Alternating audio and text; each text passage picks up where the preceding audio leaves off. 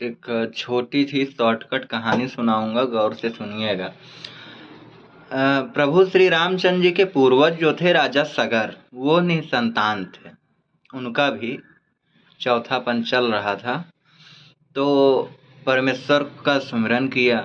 तो जब परमेश्वर प्रकट हुए तो उन्होंने कहा कि देखो, तुम्हारी रानी को अवश्य संतान होगी।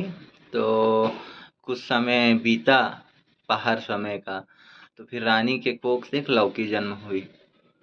तो उस लौकी को कटवाया गया, तो उसी के छोटे छोटे बीजों से 60,000 पुत्रों का जन्म हुआ। अब इतने बड़े राजा के महल में कहाँ रह सकते थे। तो राजा पूरी प्रजा में कोई 2 बच्चे ले जा रहा है, कोई 4 बच्चे ले जा रहा है। इसी तरह पूरी प्रजा ने लालन पालन किया और राजा ने कोई खाने पीने की कमी नहीं रखी। इसके बाद हुआ यूं कि धीरे धीरे वो लोग बड़े होने लगे। अब राज्य छोटा पड़ने लगा, तो कोई आकाश में कब्जा करने लगा, कोई पाताल में, कोई कुछ। कोई तो कह रहा था कि 100 अश्वमेघ यज्ञ कर लो तो साक्षात इंद्र बन जाओगे। तो 100 अश्वमेघ का यज्ञ चालू हुआ। बड़े बड़े धर्मात्मा, तपस्वी, तेजस्वी ऋषि मुनि आए, यज्ञ चालू था।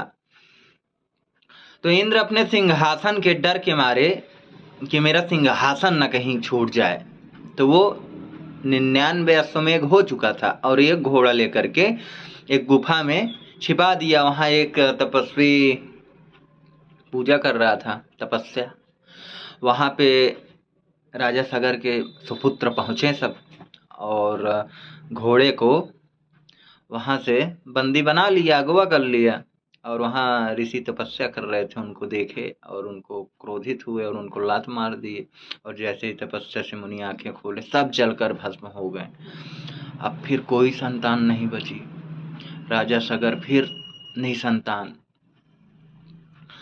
फिर ऐसे तपस्या पे निकल गए। धीरे धीरे धीरे धीरे धीरे उनका पूरा वंश तपस्या किया, पर गंगा नहीं आई। फिर राजा भगीरथ माँ गंगा को मनाने के लिए एक पैर पे खड़े होकर तपस्या किए। तब शंकर भगवान ने अपनी जटा से दी, जटा से छोड़े तो फिर हिमालय होकर आई। और फिर यही माँ गंगा की कहानी है।